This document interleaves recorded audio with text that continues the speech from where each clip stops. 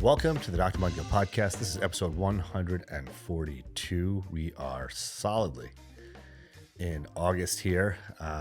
It's been a rainy week. I think it's been very rainy for a bunch of us here on the East Coast. I hope everyone in Florida who was affected by this storm is okay. I think it's sort of barreling up our way now, but we're definitely getting some effects of it. It's been raining a bunch. It's really cooled down. It was hot as hell last weekend, which I'm not going to complain about, but it was hot and humid. And overnight between like the night before last and yesterday, it really cooled out a bunch, and we're just raining today. So that's what's going on here in New York. And this podcast is going to be a bit kind of like a little bit of a story time podcast, similar to last week, but different. So I'm just going to give you a little bit of background, and then we'll kind of dive right into it. So a few years ago, someone from my childhood, we're actually the same age, but our families used to hang out when we were little. I'm talking about like when we were real little, like 6, 7 years old, around that time. And what's pretty common for immigrant communities, for us, right before I moved out to Long Island, there were 9 of us living in a 3-bedroom apartment in Brooklyn. I was living with my uncle, my 2 aunts, my cousins, my grandparents. We're all 9 of us in that apartment. And each sort of like nuclear family had their own room. So I had a room with my mom and my brother. My grandfather, my uncle shared a room. And then my 2 aunts, my grandmother, and my cousin shared another room. So when we moved out, it's kind of like customary for folks to have get-togethers where like members of, the immigrant Indian community, there weren't a ton of us back then, would get together, periodically, maybe like, a couple of times a year. So we would have folks sometimes at our house on Long Island, and it was, pretty sort of standard, I think, for most like immigrant families. Like the men would sit in one room, the women would sit in another room, and the kids would just kind of hang out. So someone from like that time, from when I was really, really little, actually came to see me as a patient a few years ago, back in 2019. And I've been seeing him like periodically, through the years, for skin checks, et cetera. I think he moved to close to where my office is in Long Island, and he kind of, I guess, just looked me up or was looking for a dermatologist and something. And he was like, oh, wow, I know this guy. I'm going to see him.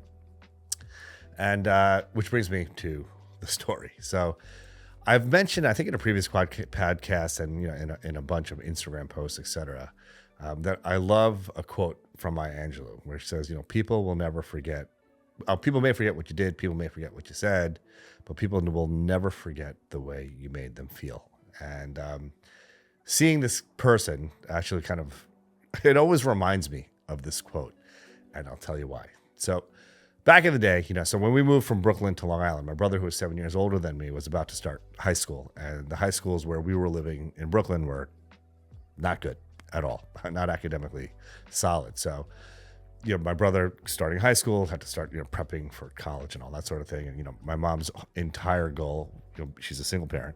My mom's entire goal for us was, you boys need to stand on your own 2 feet, which basically means we needed to be doctors, is basically what she was telling us. And that was it. That was what we had to do. So my mom was relentless in making moves to basically satisfy that ambition she had for us. So we moved from Brooklyn to Long Island. And, my mom was a single parent. She worked for the government. We were just, probably, we were middle class. We were just like a middle class family. All sort of financial attention was given towards, what we needed for school, books, et cetera, enrichment classes, that sort of stuff. But no real dollars were allocated for like clothes, having nice sneakers, all that sort of stuff. So as I mentioned, I've always been hustling, had jobs since I was like 8 years old to try to supplement, what my mom was giving me. But, like I said, most of my wardrobe was more or less like 7-year-old hand-me-downs from my brother, but shoes you couldn't really get as a hand-me-down, because they get beat up and they're really not usable after like 7 years, et cetera. Moreover, my mom wasn't saving shoes from 7 years to give to me. So shoes was the one thing I had to get. But my mom was never really, she didn't think, and she was right, but she never wanted to lay out the funds for like Nikes or like the nice sneakers of the time, right? And I get it. No hard feelings.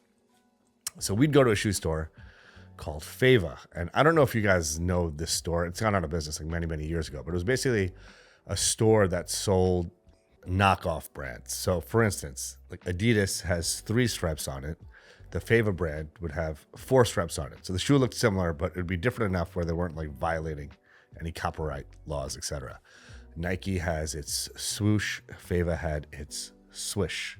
Everything was like similar but off enough. So again, they wouldn't violate any copyright laws, etc. So my shoes were from Fava, so they were basically like a quarter of the price of whatever like the name brand shoes were. So back to the story. So we went from Long Island to a party at my apartment, the old apartment I used to live at, where my grandmother, my aunts, and my uncle were staying, and they invited a bunch of other families over, and as like I said is customary, the men were sitting in the living room, the women were sitting in the kitchen, and the kids were just off in like one of the bedrooms, like we're all just kind of like hanging out or whatever. So I remember this particular gentleman, the patient that I was describing, who kind of resurfaced after like 35 years into my life. We're all hanging out in the room, and he said to me, he's like, "Wow, man, nice sneakers. What are those? Rejects?" And I remember that like so vividly. And I was maybe like 6 or 7 years old, and this guy's probably was smarter than me at the time. So the comment just went way over my head. I was just whatever, kind of brushed it off and didn't really think much of it. But on the car ride home, I was riding home, but my mom, my brother, and I were riding back home to Long Island. And I said, "Hey, Ma, so-and-so said that, the comment that I just said." He's like, "Hey, nice sneakers. What kind are those? Rejects?" And my mom got like really upset. She's like, "Wow, that's so mean. Like, that's such a mean thing to say." And she explained to me what it meant. And obviously I understood, and I felt really bad about it. But obviously that type of stuff happened to me all the time growing up. I was getting picked on, beat up, all that sort of stuff, bullied, bus stop, getting beaten up at the bus stop. It just was like, my life was like a war zone outside of the household. So it was really like nothing, I really thought about at all, for decades. But when this guy resurfaced into my life as a patient, and, it was, whatever, it was fine seeing, it was just like any other patient, but it brought back this very distinct memory. I was like, this is the guy that had that comment, what kind of shoes are those? Rejects. And every time I see him basically like I see him every couple of years. He kind of rolls through the office. And again, it's a very cordial interaction, very, I care for him just as well as I would care for any other patient in my practice. But I always think about that. And it always brings me back to the Maya Angelou quote that, you may not remember what someone said, you may not remember what they did, but you'll always remember the way they made you feel. And in this case, I actually remember what he said, and I remember the way it made me feel. But it just always it's interesting, like decades later, that like, you still remember those things. I still remember my heart falling to my, the pit of my stomach when my mom explained to me what it meant. I was like, wow, that does feel pretty bad. Listen, not that it had any impact on my life.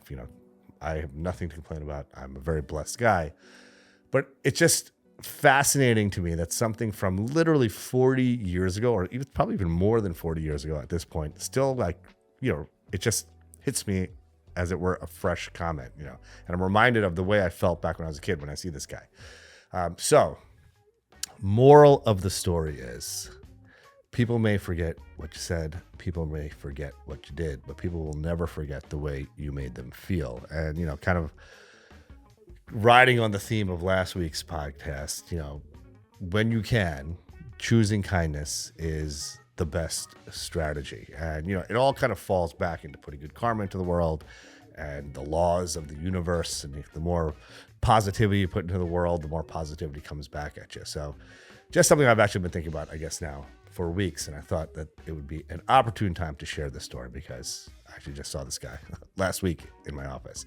So with that, I hope you all have a wonderful, restful weekend and ready to just crush the week ahead. Choose kindness. Let's get it.